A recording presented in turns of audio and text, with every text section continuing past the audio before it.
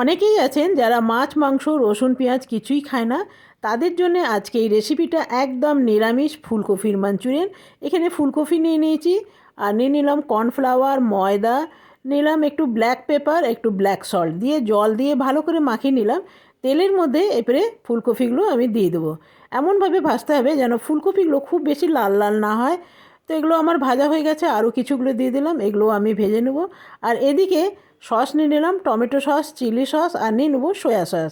তিনটেই আমি নিয়ে নিলাম, চামচে করে একটু ঘোল বানিয়ে এর মধ্যে দিয়ে দিলাম।